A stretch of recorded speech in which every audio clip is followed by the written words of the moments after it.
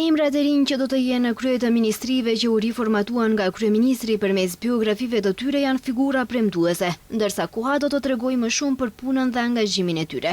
Profesori Jeton Shasivari, që pritet të udhëheqë Ministrinë e Drejtësisë, është doktor i shkencave. Ai është profesor në Fakultetin Juridik të Universitetit të Europës Juglindore dhe është eksperti të drejtës kushtetuese. Ai gjithashtu njihet për angazhimin e tij në fushën akademike dhe për analizat mbi çështjet juridike dhe kushtetuese.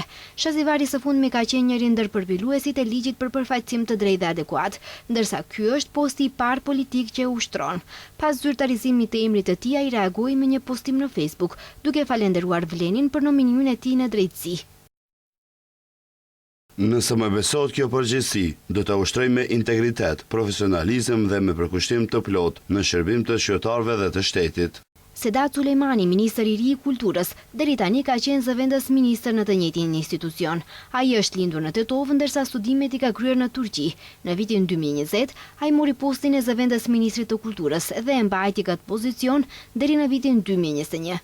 Nga viti 2023 deri në vitin 2024, ai ishte këshilltar për mbështetje administrative profesionale në Inspektoratin Komunal në komunën e Tetovës. Agon Ferati, ministri i ri i marrëdhënieve ndërmjet bashkësive, post që deri tani e mban Ivan Stojulkoviqi. Agon Ferati është alumni programi të shkëmbimit të Këshillit Amerikan të liderëve të rinj politik. Ai ka ndjekur trajnime profesionale në institucione si Instituti Robert Schuman, Universiteti Lund, OSBE dhe UNOPS, duke ndërtuar një bazë të fortë për qeverisjen e mirë. Në aspektin politik, ai shërpeu si nënkryetari i parë i lëvizjes për reforma në PDSH, strukturë që më vonë u riemërua në Aleanca për Shqiptarët, që nga viti 2020 Ferati kishte dhënë dorëheqje nga funksionet politike.